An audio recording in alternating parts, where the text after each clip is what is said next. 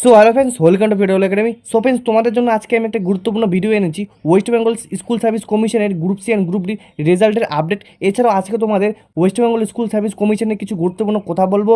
শুধুমাত্র West Bengal school service কমিশনের জন্য কথা বলবো না, প্রত্যেকটা এক্সামের জন্য আজকে আমি কিছু গুরুত্বপূর্ণ কথা বলবো। তো আশা করবো তোমাদের আজকের এই ভিডিওটি ভালো লাগবে।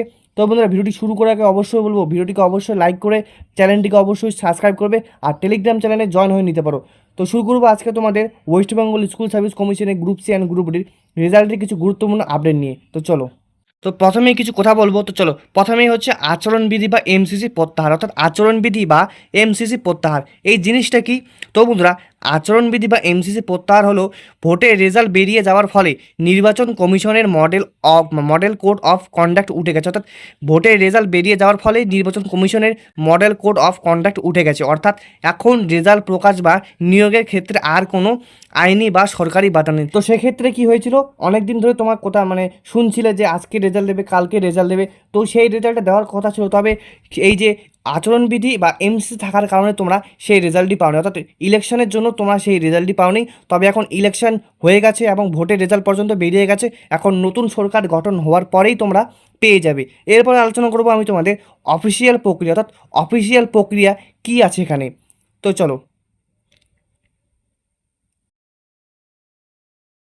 তো অফিসিয়াল প্রক্রিয়ার মধ্যে জিনিস একটি তোমাদের বিষয় জানার দরকার, সেটা হচ্ছে ফাইলপত্র আগে থেকে তৈরি থাকলেও নতুন করে ওয়েবসাইট ডাটা আপলোড এবং সার্ভার ঠিকঠাক করতে কমিশনের কয়েকটা দিন সময় লাগবে। অর্থাৎ ফাইলপত্র তো আগে থেকে যদি তৈরি করা থাকে, তাহলে কি হবে, তারা বা নতুন কমিশন যে আসবে সেই কমিশনদের কি করতে হবে, ওই তো প্রথম করে ডাটা এন্ট্রি করতে হবে, এছাড়াও নতুন করে ওয়েবসাইট এন্ট্রি করতে হবে। অনেক কিছু ঠিকঠাক করার পর তোমরা খুব তাড়াতাড়ির মধ্যে তোমরা গ্রুপ সি অ্যান্ড গ্রুপ ডির ফাইনাল রেজাল্ট পেয়ে যাবে, অর্থাৎ গ্রুপ সি অ্যান্ড গ্রুপ ডির ফাইনাল রেজাল্ট তোমরা পেয়ে যাবে। তো এরপরে আমি যেই বিষয়টি আলোচনা করব সেটি হচ্ছে সম্ভাব্য সময়সীমা। তবে এই বিষয়টি আলোচনা করার আগে তোমাদের আরও কিছু বিষয় জানা দরকার, তো সেগুলি বিষয়ে আলোচনা করবো। আর সম্ভাব্য সময়সীমাটা কিছুক্ষণ পরে আলোচনা করি। তো সর্বপ্রথম, নতুন সরকার গঠনের ফলে কি হয়েছে, অর্থাৎ নতুন সরকার গঠনের ফলে কি কি নতুন নতুন সুবিধা তোমরা পাবে। তো সর্বপ্রথম, আটকে থাকা নিয়োগ দ্রুত গতি, অর্থাৎ আটকে থাকা নিয়োগে দ্রুত গতি। কী কী? নতুন সরকার দায়িত্ব নেওয়ার পর প্রথম টার্গেট থাকে দ্রুত কিছু ইতিবাচক কাজ করে স্টুডেন্ট এবং সাধারণ মানুষের মধ্যে আস্থা ফেরানো। অর্থাৎ নতুন সরকার দায়িত্ব নেওয়ার পর প্রথম টার্গেট থাকে দ্রুত কিছু ইতিবাচক কাজ করে স্টুডেন্ট এবং সাধারণ মানুষের মধ্যে আস্থা ফেরানো। এরপরে তাই শুধুমাত্রই যে SSC group C and group D নয়, প্রাইমারি আপার প্রাইমারি থেকে শুরু করে পিএসসি আটকে থাকা যে রেজাল্ট বা প্যানেলগুলি আইনি জটিলতায় কাটিয়ে উঠেছে, সেগুলি দ্রুত ফয়সালা হওয়া একটা বড় সম্ভাবনা রয়েছে। অর্থাৎ নতুন সরকার আসার ফলে তোমরা শুধুমাত্র WB SSC group C group D নয়, WBP PSC upper primary TET অনেক কিছু তোমার এই যে যেগুলো তোমাদের রেজাল্ট আটকে আছে সেগুলি খুব তাড়াতাড়ি আসার সম্ভাবনাটাই রয়েছে। তবে বর্তমানে অনেক কিছুর ভ্যাকেন্সি আসতে চলেছে, তাই প্রিপারেশন জোর কদমে নাও। এরপরে নতুন শূন্যপদের তালিকা তলব, অর্থাৎ নতুন শূন্যপদের তালিকার তলব। চলো, সর্বপ্রথম শূন্যপদ বৃদ্ধি, অর্থাৎ শূন্যপদ বৃদ্ধি। আগের হিসেবের থেকে শূন্যপদের সংখ্যা বেশ খানিকটা বেড়ে যেতে পারে, অর্থাৎ আগের হিসাবের থেকে শূন্যপদের সংখ্যাটা বেশ খানিকটা বেড়ে যেতে পারে।